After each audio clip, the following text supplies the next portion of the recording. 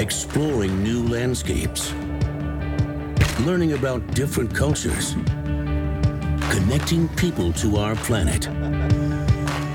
That is the power and the promise of travel. We believe in the power of exploration to change the world. People care about what they know, and they know what they can see and experience. There are more than 1 billion international tourists today. That number is predicted to double in the next 15 years.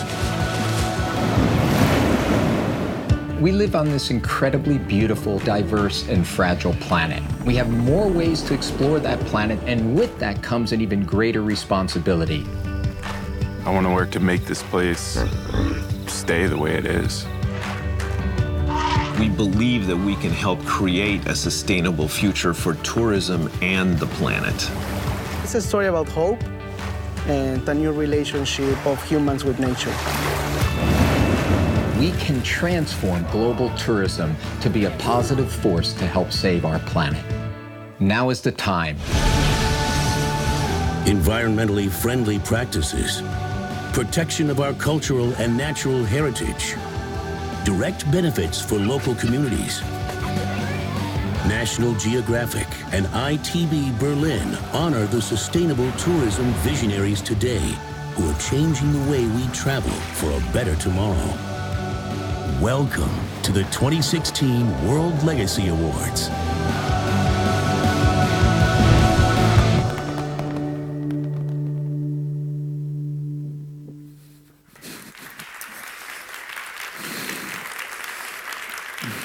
Ladies and gentlemen, thank you very much for being here and joining us today, honorable ministers, distinguished delegates, and as they say in Africa, all protocol observed. I'll be back in a few minutes to tell you a little bit more about what's going to be a very exciting day, or at least an exciting next hour, and we believe the rest of the day as well. But one thing I wanted to say to begin with is we're incredibly privileged and excited to have someone who has worked tirelessly to advance the cause of sustainable tourism. And that is the Honorable Secretary General of the United Nations World Tourism Organization, Taleb Rifai. He has traveled the world, he has been unwavering in his support, and in his tenure at the UNWTO, sustainable tourism has risen to the surface as a cutting-edge issue, and we're honored to have you here today, sir, along with our other guests. If I can welcome you to the stage. Thank you.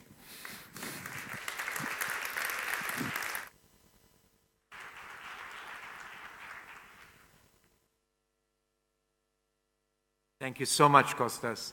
You're always very kind with me and give me words that I don't truly and honestly deserve. I'm honored and privileged to be here. I'm here for two reasons, ladies and gentlemen, dear ministers, distinguished participants. One, because the issue of sustainability is the issue of our future. It is something that we cannot really anymore put aside. It's in the core of the future of our generation, our children and our grandchildren. So I cannot miss this opportunity. But secondly, I'm here because it's about National Geographic and because it's Botswana. Two very, very dear, very important, very dedicated partners that I have great respect to. So that's why I have made sure that I don't miss this opportunity in any ways. And it's a pleasure to join the World Legacy Awards, particularly here at ITB, who has proven also to be a very important, responsible, and reliable partner. Let me start by congratulating first the 15 award finalists for their work and commitment. You are all winners. You all inspire us, regardless of what the final end and the final results are going to be. Botswana, in particular, in supporting this initiative, is doing what it's best in doing. Botswana is a living testimony of a priority awarded to sustainable tourism, and you only need to visit that wonderful and beautiful country that I have visited only once in my lifetime, and I wish to repeat it again, to realize that what I'm saying is a true translation of what it is on the ground. My dear friends, the coming years present an unprecedented opportunity to bring countries and citizens in the world together and to embark on a new path towards a more sustainable future. Why am I saying this? In September of 2015, the General Assembly of the United Nations, which UNWTO is proud to be part of, approved the 2030 Agenda with 17 Sustainable Development Goals called SDGs that are going to be now the heirs of the MDG, the Millennium Development Goals that carried us from the year 2000 to the year 2015. And January of this year marks the beginning of the implementation of the Sustainable Development Goals. It is therefore very important for us to get acquainted with this. For the next 15 years, these universal goals should guide us into a collective action to achieve some of the most important objectives. End all forms of poverty, fight inequality, tackle climate change, and ensure that nobody is left behind. It is important to see the spirit of these SDGs, and I would advise each and every one of you to acquaint yourself with them because they are a result of intense consultations and major research and looking into that took 2 to 3 years before they were approved by the United Nations General Assembly. Tourism, which is one of the most dynamic economic sectors, can definitely, decisively contribute to the achievement of the SDGs. And that's exactly why, for the first time ever, the United Nations General Assembly included tourism as a prime sector that can contribute to that in goal number 8, goal number 12, and goal number 13. Also, the United Nations General Assembly declared last year the year 2017 as the International Year of Sustainable Tourism for Development. We have an immense opportunity there as well to prepare ourselves for a very promising year to advance the contribution of tourism sector to the 3 pillars of sustainability. By that, I mean economic sustainability, social sustainability, and environmental sustainability.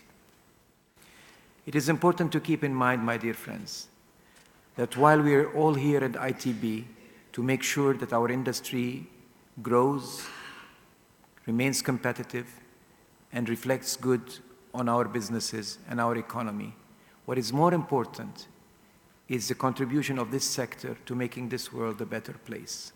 If we lose sight of that, we lose sight of everything. If we concentrate only on the business part, only on the economic part, without seeing the bigger picture, then we don't see the sustainability of this very sector that we're trying to promote and enhance and make it grow. It is important to recognize that with the growth of this industry, 1.2 billion international travelers traveled in the year 2015 and crossed international borders in one single year. That's 1 out of 7 of the people of the world making an international trip every year. It's a record year. But with that, we have to recognize that with 1 billion international arrivals, international tourists, we have 1 billion opportunities to make this world a better place, or, if we mismanage it, 1 billion disasters. It's all up to us. We cannot fool ourselves. The impact of 1 billion people moving, almost doubling by the year 2030, 1.8 billion, is not going to be something that we could take lightly. With growth and power comes responsibility. And without that responsibility, we will be killing the very same industry that we're trying to promote and cherish. It is very important to keep the big picture in mind and to realize that our industry is the one that can deliver, and it can deliver if it is managed correctly. And it's a big if. Global challenges demand global answers. From our side at UNWTO, we're committed to work together with all our partners for this new initiative and this new pathway. As they always say, particularly in the wise sayings that come out of your very good continent, Africa, they say, and I quote, "If you want to go fast, go alone. If you want to go far, let's go together." And this is a call for all of you, for us to walk together in this path, wherever you come from, whatever your specialization is, and whatever you do in life. Our industry is one that can deliver. It's an industry that creates jobs, lifts people out of poverty, can enhance the environment. I noticed in one of the statements that were said in the video clip, that's a beautifully impressive video clip, one of the gentlemen that was there was saying, we want to keep it as it is. We have to be more ambitious. We have to even make it better. If tourism is to come to a certain place, not only can it not make it deteriorate, it should not only keep it as it is, it should improve it. Growth on one hand and sustainability on the other hand are not a zero-sum game. They should go hand in hand. The growth should result in more revenues, more awareness, more consciousness, and make this world a better place. This is our motto. This is what we hope to be able to achieve together. And I count on all of you to be able to help us in walking that path so we could go far together. I thank you all very much, and I wish you all the best. And I once again congratulate the winners and thank Botswana in particular, Minister. Thank you for your support, for your dedication, and for your vision. You're an example of what a country that has a tremendous, tremendous natural heritage and cultural heritage is like and should be like. I thank you all for being with us this afternoon and wish you all the best.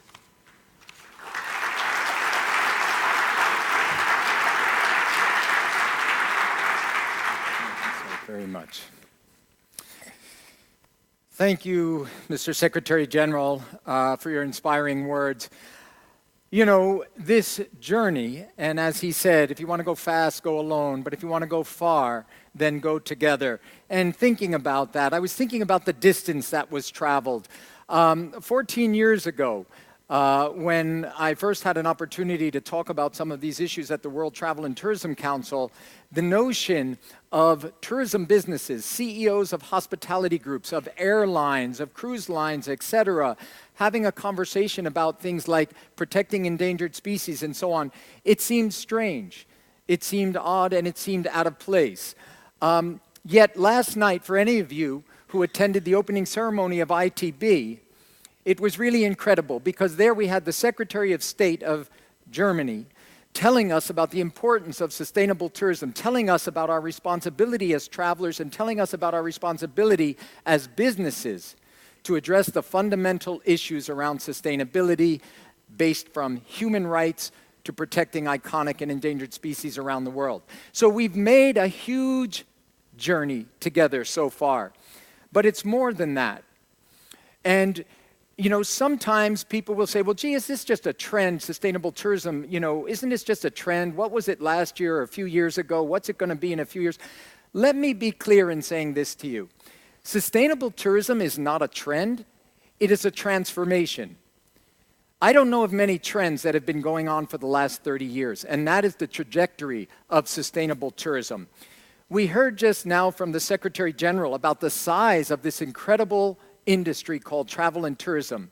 And we heard about the numbers of people traveling, over 1 billion last year.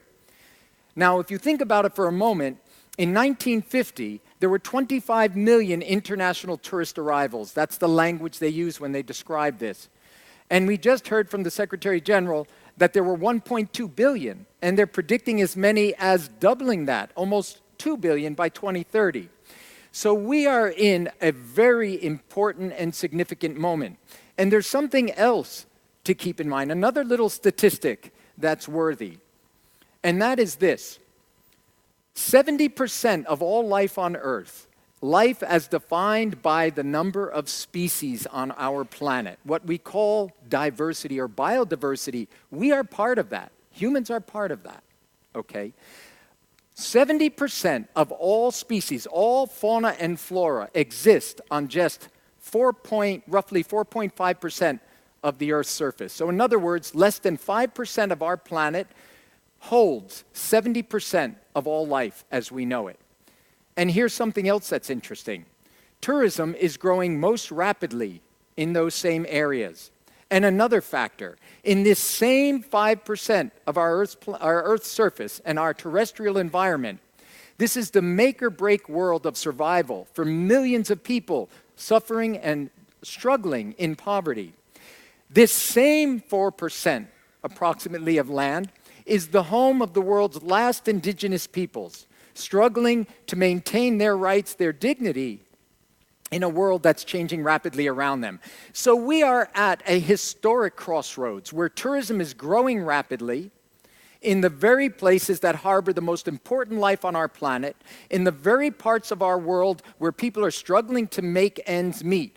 So what that means, and I'll come back to this, what was just said a moment ago, let us harness that 1.2 billion travelers. All of our traveler choices make a difference. Let us harness it into 1 billion opportunities to protect that life, to safeguard our heritage, and to ensure that cultural and natural diversity on this planet and fundamental issues such as education, rights to clean drinking water, and also nutrition, education, and so on, reap the benefits that tourism can deliver. We know, and this is a very important point that I'll make, sustainable tourism, defined by its 3 key pillars, environmentally friendly practices, support for the protection of cultural and natural heritage, and support for the direct economic and social well-being of local people, the 3 pillars, that 3-legged stool.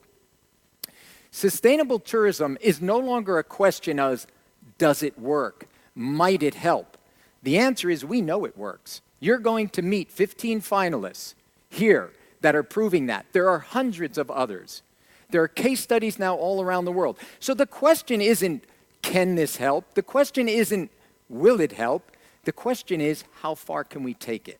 That's the challenge all of us here and thousands of people around the world watching this through a live broadcast as we speak. That is the message we're here to address today. And we will do that together in a few moments. However, I'd like to introduce you to someone who's both a personal and dear friend, someone who I admire a lot, and someone who is the new editor-in-chief of National Geographic, Mr. George Stone, to share a few words with us. Thank you.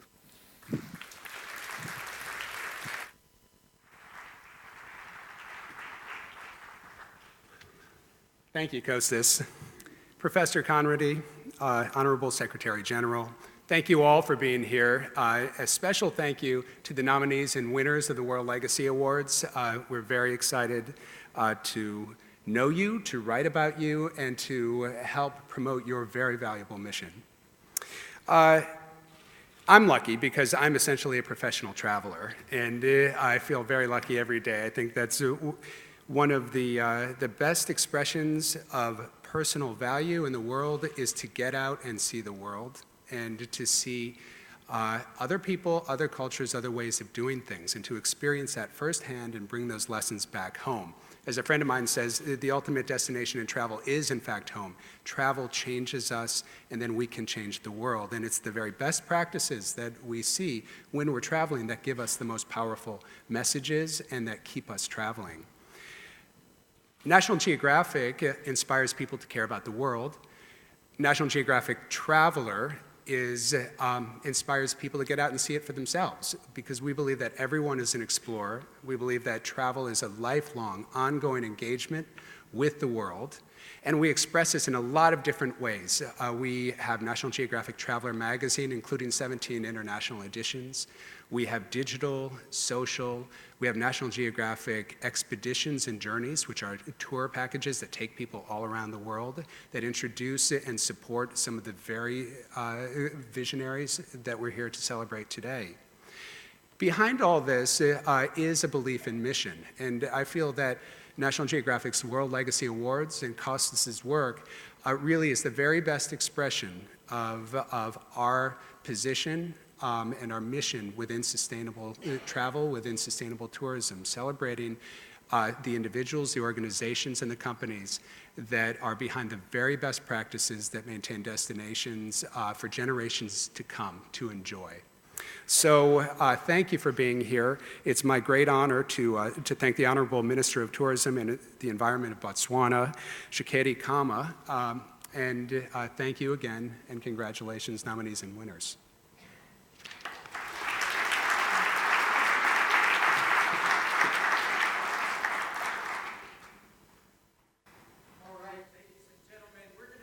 Ceremony in a few moments, but we would be incredibly grateful, Minister of Tourism and the Environment of Botswana, if you would come and share a few words with us as well. Thank you, sir.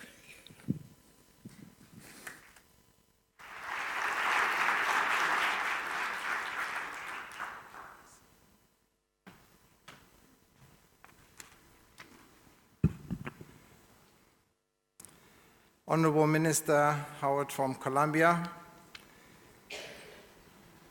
Chairman of the Legacy Awards, Costas Christ, the CEO of Botswana Tourism Organization, Mr. Thabo Ditewe. Ladies and gentlemen, good evening. Ladies and gentlemen, good evening. You know, you saw the video clip where the gentleman said, we want to keep it this way. I'm almost certain I recognize that elephant. That was Botswana. But I want to also say something to you, and that is, in the time I've led this ministry, which is coming on to about 4 years now, I have adopted a position which is that of dare to be different. And I'm going to explain to you why. To the south of Botswana, we have South Africa. To the west, we have Namibia. To the east, we have Zimbabwe. To the northeast, we have Zambia. And to the north, we have Zambezi, which was previously known as the Caprivi Strip. And then just sort of north of that, we have Angola. And there's a reason why I mention these countries and the specific geographic location of Botswana when we talk about ecotourism, sustainable tourism. Botswana has found itself in a very, very interesting position where we had to dare to be different in the interest of conservation, in the interest of sustainable tourism, and obviously development. Why? You see, I believe we are the voice for the animals that don't have a voice. I mentioned 5 countries. We have some of those animals' populations in our country, particularly elephants. I just want to start with a statistic. It is presumed that there are 600,000 to 700,000 elephants in Africa. It is probably true to assume there are 500,000 elephants in Africa. Probably. Fact, Botswana has between 160 to 200,000 elephants, with a permanent herd of about 150 and a migratory herd of about 60. And that's why we dare to be different. Because we've also banned hunting in Botswana. What happened? What happened was, when we woke up, when those in power decided to do something, is it too late? Maybe it is. But we've decided it isn't. And we'll play our role in conserving endangered species. And that role, that position, that policy, that direction is influenced in our operators in the country. Botswana will not show you 10 game viewing vehicles around one leopard. That's not what you'll find in Botswana. You will find 10 leopards and one game viewing vehicle. That's where we dare to be different. We pride ourselves in high cost, high value, low impact. We only have one Okavango Delta, which was the 1000th World Heritage Site 2 years ago. It's the only one, biggest inland delta in the world. It's influenced by climate change. Our decisions and what we do today will be what we leave our future generations to see or not to see. You know, the other day I was at a talk shop, one of these environmental talk shops, And I always say that environmentalists are amongst the worst polluters because they travel everywhere to have meetings, because they get air miles. You see, it's okay. And I challenge them every time. And I say, you know, if we're talking environment, we have to be serious about the environment. My government's position is that what we do as far as protecting the environment, promoting conservation, looking at how we can best provide for everybody, and this includes the communities in the country, in our country, who derive a livelihood from wildlife, is then transferred to everybody that participates in our tourism sector in Botswana. It has been a challenge, but we've dared to be different. We don't burn ivory. No, we don't burn ivory. Why? How do I tell a Motswana, I as government am going to burn ivory, but you must look after the elephant? What message am I sending? I'm not going to be paid by anybody to burn my ivory, because that ivory reminds me every time I go to my stockpile why I'm doing the job that I'm doing and why we are there in the interest of conservation. If I burn it, in my interpretation of burning, we burn rubbish, and ivory is not rubbish. So I criticize those countries that burn ivory, saying they are putting it beyond the economical use. Who's fooling who? That's one stockpile we see burnt. There's more where that came from. We want to know about that one as well. That is why today the numbers of elephants in Botswana are as high as they are. And that is why in our neighboring countries they are as low as they are. We are currently relocating black rhino into Botswana and white rhino. We have relocated 1% of the total black rhino herd or population in Africa into Botswana. That is so that together we marry the two ideas of tourism, sustainability, and conservation. Dare to be different. Ladies and gentlemen, I could go on about the position we've adopted as a country, and I could carry on and tell you the comparisons with others, but it's not about that today. Today is to recognize those people who are doing that already and see the vision that we see, whether they're in our country or in another country, it doesn't matter. They are seeing that vision and they are doing it, and for that I honor them. And I say, more of that, one step at a time, but we will get there. I do want to finish off by saying one thing, and that is, I want to leave you in no doubt whatsoever about this advent thing called poaching. You've heard it said that so-and-so is responsible for the poaching. Ladies and gentlemen, the truth is, many, many years ago, we had what was called, excuse me using this expression, great white hunters.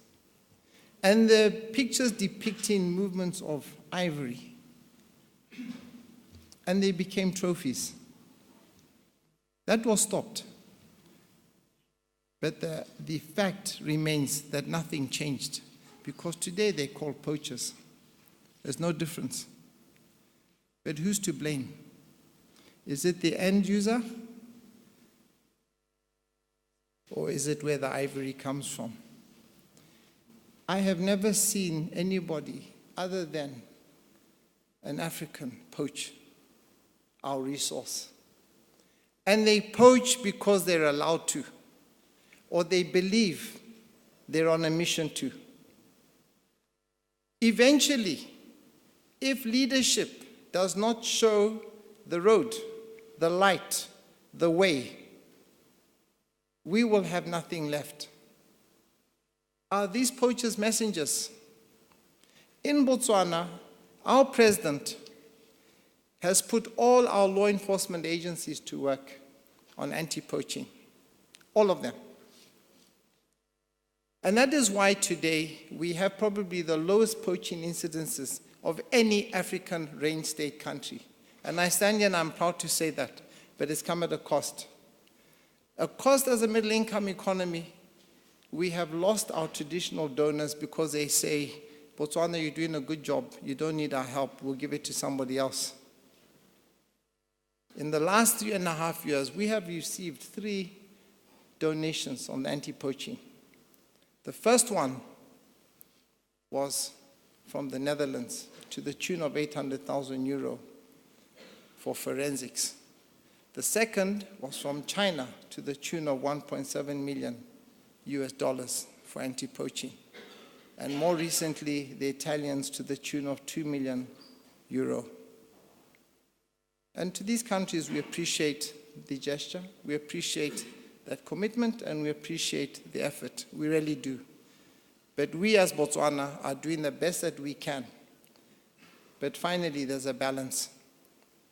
The balance is sharing the land between wildlife and people. And for that, we have generated an entity called the CBNRM, which is CBNRM is community-based natural resource management program. So communities derive a livelihood from tourism, and it works. And because of the advent of banning of hunting, we are seeing more and more wildlife in our country. Ladies and gentlemen, I could carry on, but it's not about that tonight. It's only part of that. But I want to say one last thing before I leave. The government that I serve, and its president, and myself, are not going to be the ones that tell our children what happened to the wildlife. Thank you very much.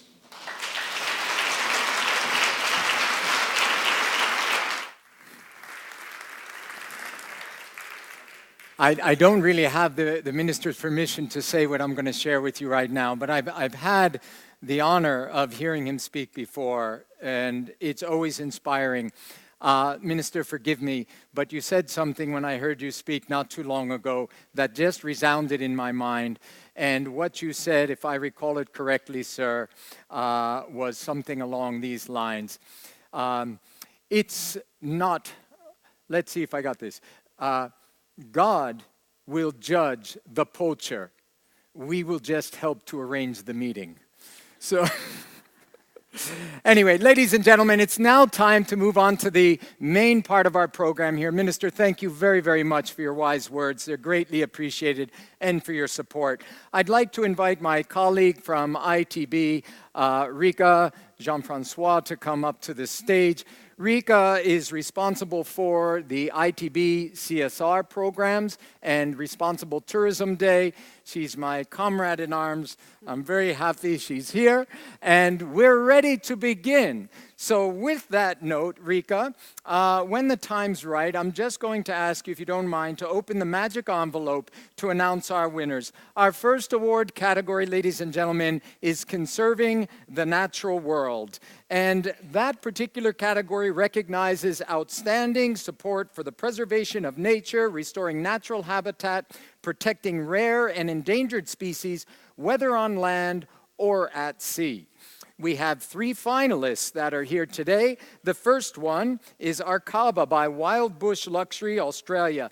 They're located on the outskirts of the Flanders National Park Range, where Wild Bush has systematically restored a 60-acre former sheep ranch into a thriving wildlife conservancy. And of course, they've gone beyond that.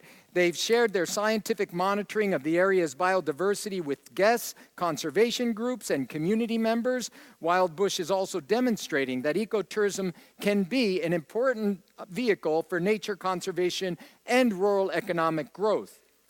Our second finalist in this particular category is Elephant Hills, Thailand.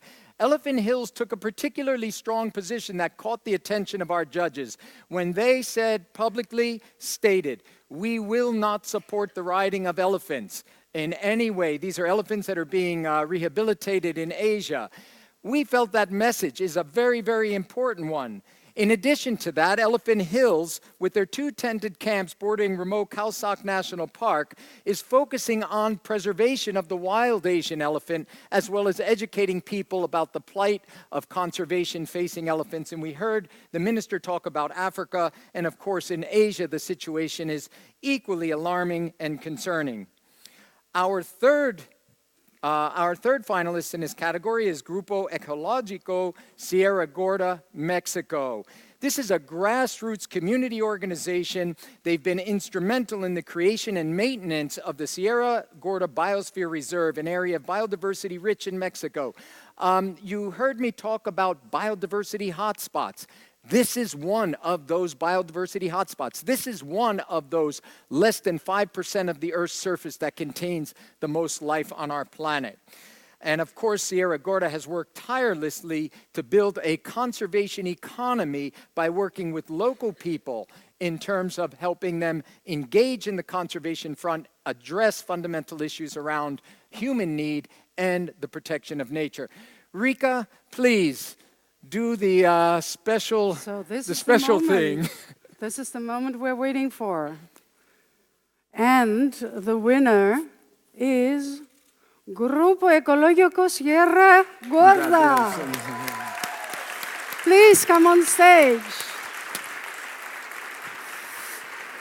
From here, this is theirs, left to right.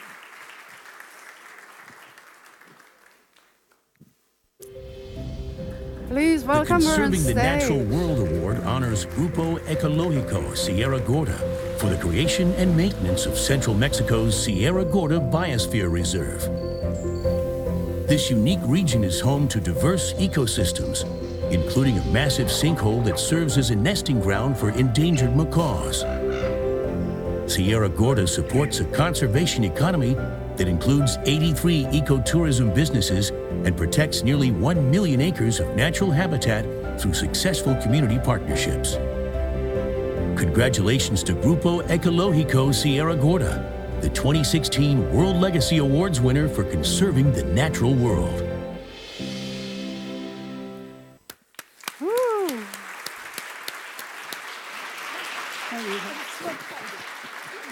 So happy.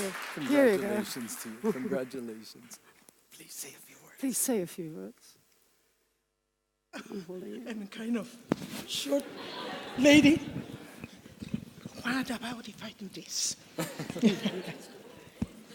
I have pleasure and honor to be here. And I think that talking about best practices, why don't we talk about a wave of love for the planet, a profound respect for the communities, and a commitment to work for a better world. I believe in love. I believe in common good. And I believe that it's enough for everybody. So, we are living in the great big deeper. We are washed by the very same rain. We're all swimming in the stream together, some in power, some in pain. We can worship this ground we walk on, cherishing the beings that we live beside. Loving spirits would live forever, with us swimming to the other side. A wave of love for the planet. Wow. Please, let's hear you. Thank you very much. Yeah, let's go there. Let's come out of here.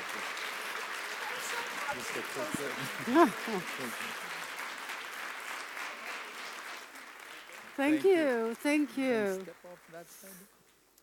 All right, ladies and gentlemen, Thank you again very much, and a big congratulations to our winner. And of course, as we said earlier, this is a stellar group of 15 finalists, and in that sense, we're honored to have all of them here today. Our next award category is Sense of Place. This category recognizes excellence in enhancing cultural authenticity, including support for the protection of historical monuments, archaeological sites, indigenous heritage, and artistic traditions. And our finalists in this category are the first finalist, Time Unlimited Tours of New Zealand, which is a Maori-owned ecotourism company offering environmentally friendly travel experiences across New Zealand. They introduce guests to both the natural and cultural heritage of New Zealand, providing a living cultural experience that immerses visitors in the local Maori way of life. Our second finalist in this category is CGH Earth. CGH Earth's hotels in southern India emphasize cultural heritage and lodge design, community relations, and helping guests to experience authentic local culture. All of their properties follow the traditional design of the region's villages and are built using local recycled and reclaimed materials, while the introduction of organic farming and local markets contributes to the conservation of local biodiversity. And our third finalist in this award category is Tierra Patagonia from Chile. Built using local materials, Tierra Patagonia Lodge blends harmoniously with the beautiful landscapes of Torres del Paine National Park in Patagonia. Lodge construction of Tierra Patagonia also took care to ensure the least amount of disruption. Take a look at that picture, that's the lodge. The least amount of disruption possible to the surrounding environment, taking wind patterns, animal trails, and native vegetation into account in the lodge design. Rika, we were supposed to have a drum roll, and one of the systems failed us, so please take it away. So the Sense of Place winner of the ITB National Geographic World Legacy Awards is Time Unlimited Tours. Time Unlimited Tours. Wow.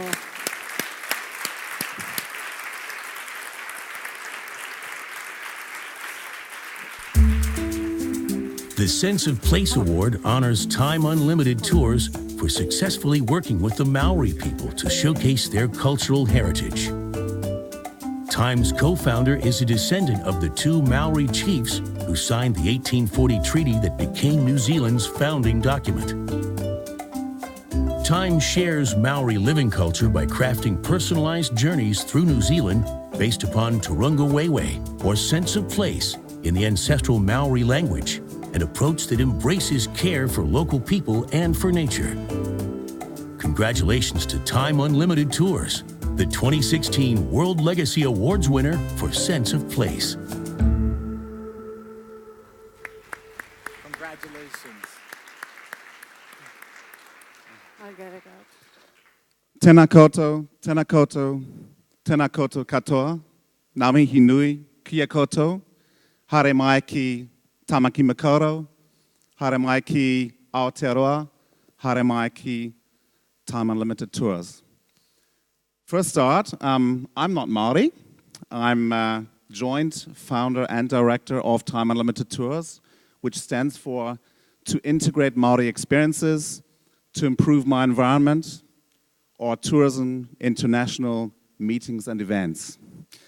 You saw my beautiful wife on some of the photos, who is Maori from a long line of prominent chiefs that 7 generations ago negotiated and signed the Treaty of Waitangi, New Zealand's founding document, on the 6th of February 1840. And I was saying earlier to Costas why she's not here is I grew up in Hamburg, moin moin, and I'm half Irish and half German, so I grew up in Ireland and in Germany, and I made 12 years ago the second best decision of my life, which was to move to New Zealand, or Aotearoa, land of the long white cloud. 11 years ago, I made the best decision of my life, which was to marry my wife, Kaylee. And 6.5 years ago, our CEO of our company came along. We call her our CEO, a young lady called Danica Matariki. And I can't tell you how proud I am, how overwhelmed I am. Normally, Kaylee would be the one that would be standing here accepting this, but she's back in Aotearoa, New Zealand, because at the end of the day, the most important people in our business are always, without exception, our guests, which we call our manuhiri, our guests, or our taonga. Taonga is the Maori word for treasure. That's how we see our people, our guests, and of course also our staff.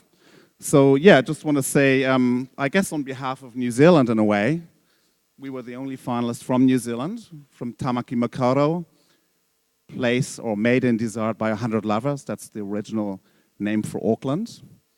Aotearoa, land of the long white cloud. It's an incredibly beautiful place. 4.8 million visitors. You probably all know it from Lord of the Rings, from The Hobbit. Please come to New Zealand. It's an amazing, amazing place. And I'm so proud and privileged that I live in this amazing place and I guess representing the place I fell in love with many years ago and I'm privileged to live in since 12 years ago. So thanks. I think my wife's probably watching this. Thanks, babe. Love you. And yeah, thank you. Thank you. Congrats again. Let's come a little bit further.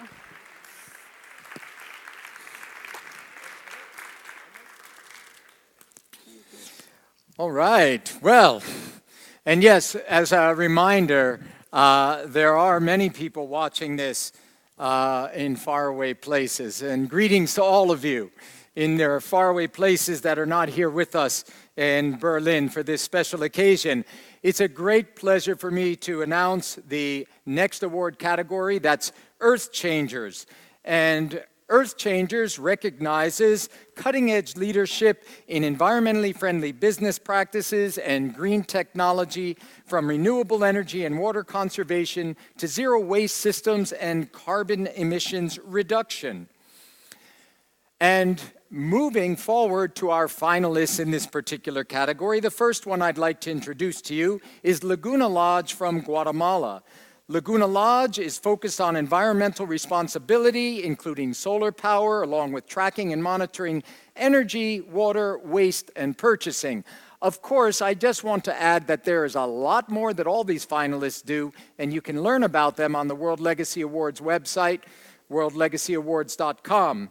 And with Laguna in mind, they grow most of their own food. They source what they don't grow locally, and they're based on a vegetarian and vegan menu. They have a strong belief in what we eat is a key part of sustainability on our planet.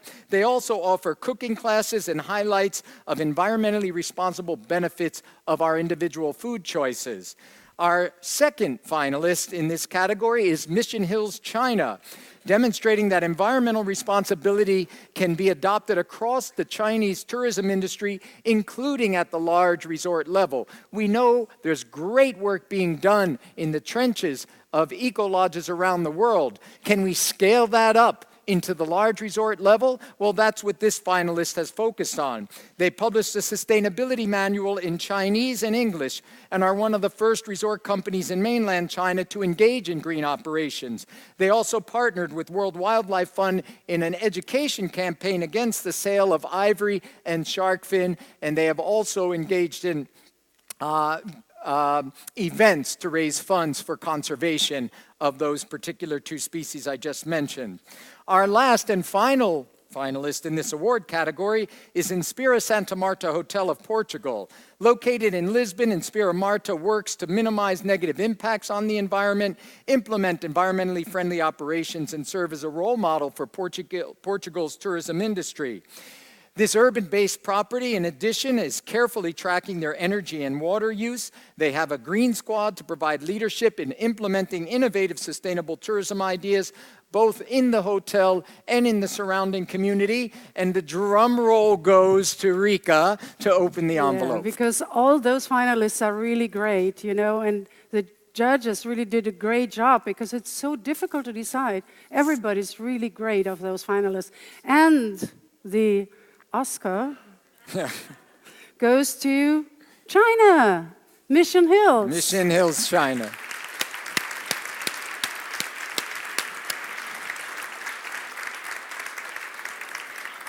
Ah, there she is. The Earth Changers Award honors Mission Hills for being a leader and educator in sustainable tourism practices in China by demonstrating green operations at a large resort level, including on-site monitoring of all energy, water, and waste impacts.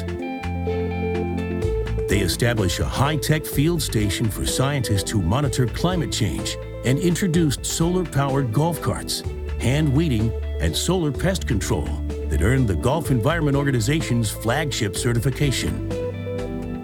Mission Hills created a heritage trail and eco-learning centers to teach guests and visiting school children about protecting endangered species, including rhinos and elephants. Congratulations to Mission Hills, the 2016 World Legacy Awards winner for Earth Changers.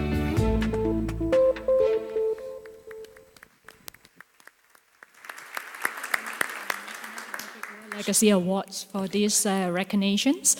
And I'm sure this comes with a great surprise for all of us at Mission Hills.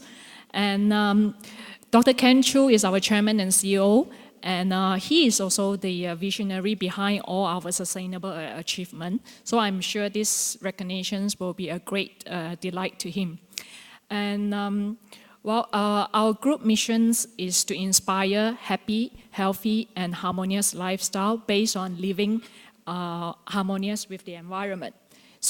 And everybody know that in China, promoting and pioneering the ecological, cultural, and sustainable development in the tourism industry have always been challenging. And with the growth of the middle class, and also we have to deal with millions of domestic travelers. And this actually brings a lot of challenges to our availability of resources. And these awards and recognitions has and will demonstrate to all our tourism operators that sustainability and also a successful resort business can really go hand in hand. And Minister, our company is also the very first, one of the very first company in China that banned the serving of shark fin in all our restaurants, and also the selling of ivory in all our business units. And thank you. And we hope, and thank you again, National Geographic, for these recognitions. And we hope that our little effort and also initiative will continue to bring positive impact to changing the world. Thank you.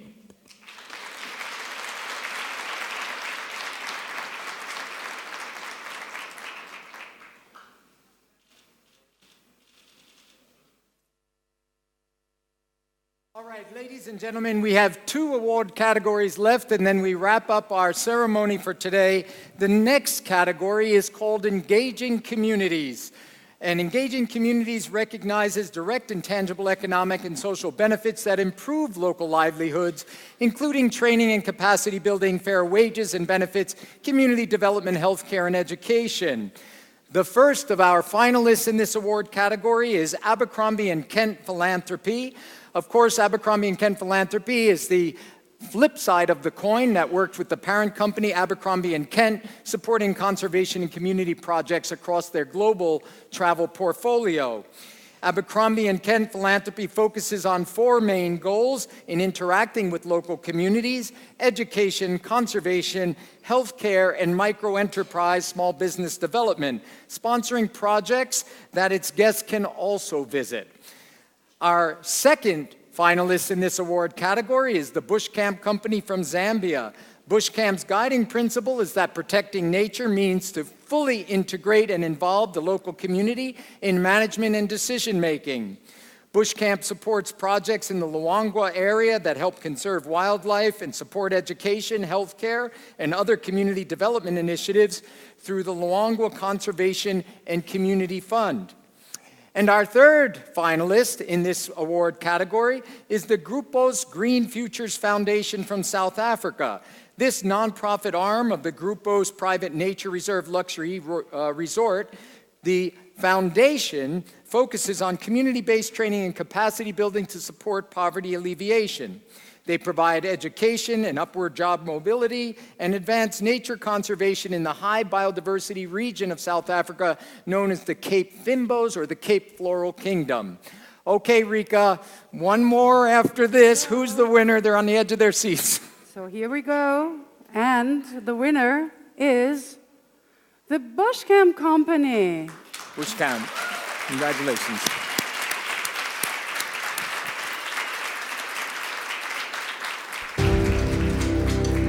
The Engaging Communities Award honors the Bushcamp Company for their leadership in helping to establish the Luangwa Conservation and Community Fund. Bushcamps believes that protecting the environment means involving the local community. They fund over $300,000 annually to community projects, including sponsorship of 380 students up to university level, distribution of 3,000 anti-malaria nets yearly to local villages, daily meals to more than 1,500 school children, and on-the-job training. Bushcamps also donated a light aircraft to the South Luangwa Conservation Society to support anti-poaching patrols. Congratulations to the Bushcamp Company, the 2016 World Legacy Awards winner for engaging communities.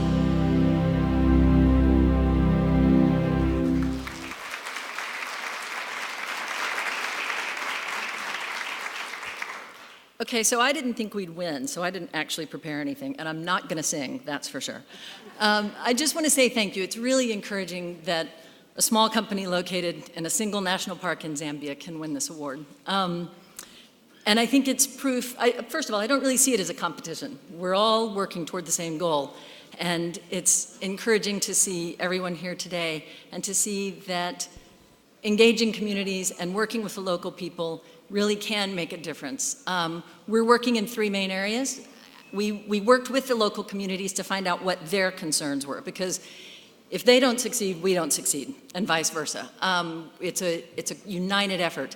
And so we're focusing now on education, including especially tertiary education, getting kids past that high school and on up into accountancy and electricians and all of that. And also access to clean water. That was critical. As the population of Mfui has increased, there's been more and more pressure for clean water. So we're drilling boreholes and raising money to drill boreholes. And finally, nutrition. We feed over 2,000 kids a meal a day, keeps them from having to go home, keeps them in school, keeps them excited about coming to school, obviously keeps their minds functioning even better. So we look forward to continuing more and more with this. Thank you.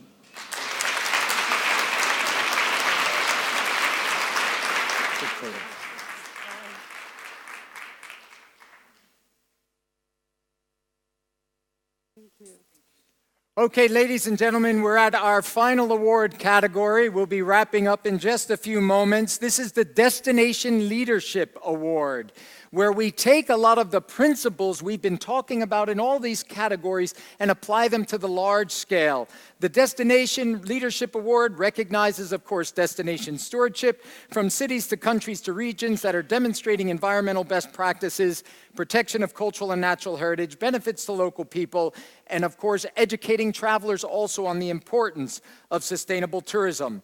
Our first finalist in this award category is the Burren and Cliffs of Moher Geopark in Ireland. The Geopark has grown from a local community project in the beginning into a vibrant and successful destination-wide sustainable tourism partnership today.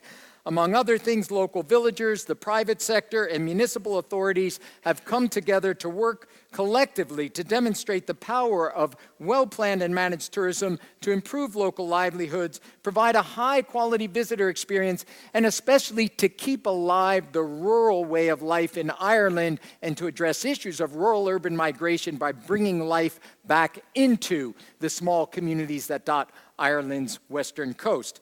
Our second finalist in this category is Destination Røros. Røros works with member businesses in traditional mining town of Røros, Norway, a World Heritage Site, to encourage cooperation and coordinate sustainable tourism development. They've been at this for a long time.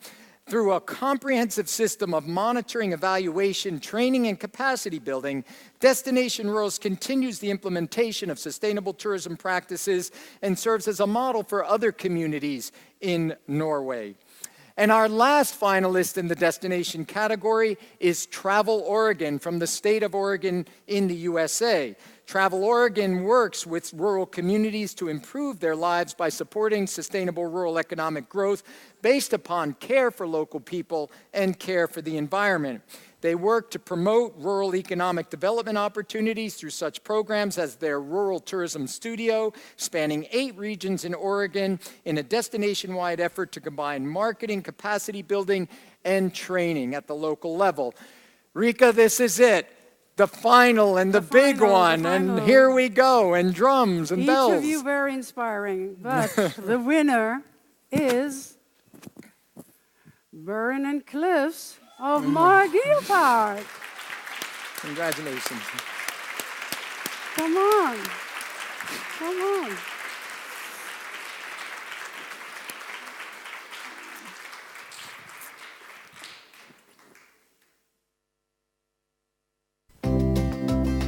The Destination Leadership Award honors Burren and Cliffs of Moore Geopark for successfully bringing together villagers, government officials, and private sector leaders to safeguard local livelihoods and protect one of Ireland's most beautiful landscapes.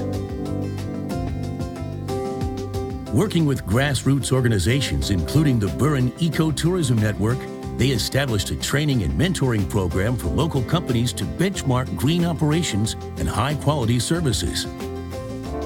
The result is more travelers supporting community businesses to sustain their rural way of life. Their Geo Park Life Sustainable Destination Strategy demonstrates the power of well-planned and managed tourism to help protect Ireland's cultural and natural heritage. Congratulations to the Burren and Cliffs of Moore Geopark, the 2016 World Legacy Awards winner for Destination Leadership.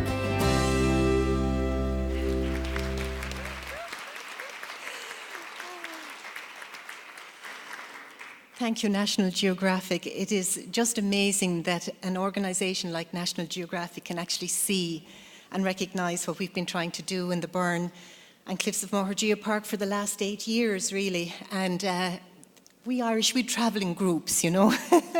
I love that quote earlier on about if you want to go fast, you go alone. If you want to go far, you go together.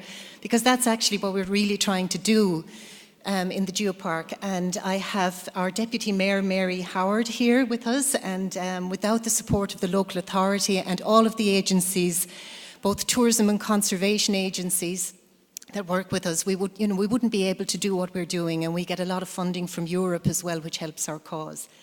And Christy Sinclair is the chair of the Burren Ecotourism Network, and these are the people that are really the face of the Geopark. So we work very closely with tourism businesses, and we have a very good relationship with them. We have, good partnership. We work with local communities, and we really try very, very hard to keep on this sustainable journey. And it's been fantastic fantastic 8 years, and here's to 8 more years and further. Okay.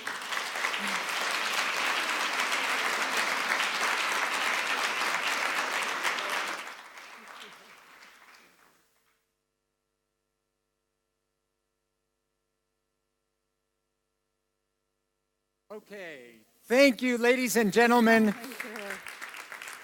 A couple of quick things. First of all, hidden behind these awards are 23 judges from all around the world. We have some of them in the audience, and I would just like to take a moment to thank those judges who are with us today.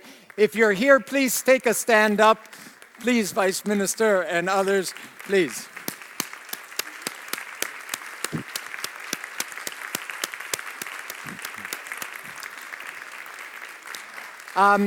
A couple of comments, because we'll have others coming in the room now, and we're just winding up, but I just want to mention to you that on Friday, there will be the winner panel discussion where we will get into a lot more detail with questions from the audience on what it takes to be a sustainable tourism leader. We encourage you to come. That's in Hall 4.1B at 11:30. And I would like to take a moment now to invite up the 10 incredible finalists who are also in this room. We're going to award them their plaques. We're going to have a photo opportunity. And the rest of you, thank you all very much for coming. We wish you a wonderful rest of your day and a great rest of ITB. Keep burning the torch of sustainable tourism. It's all of our future. Thank you.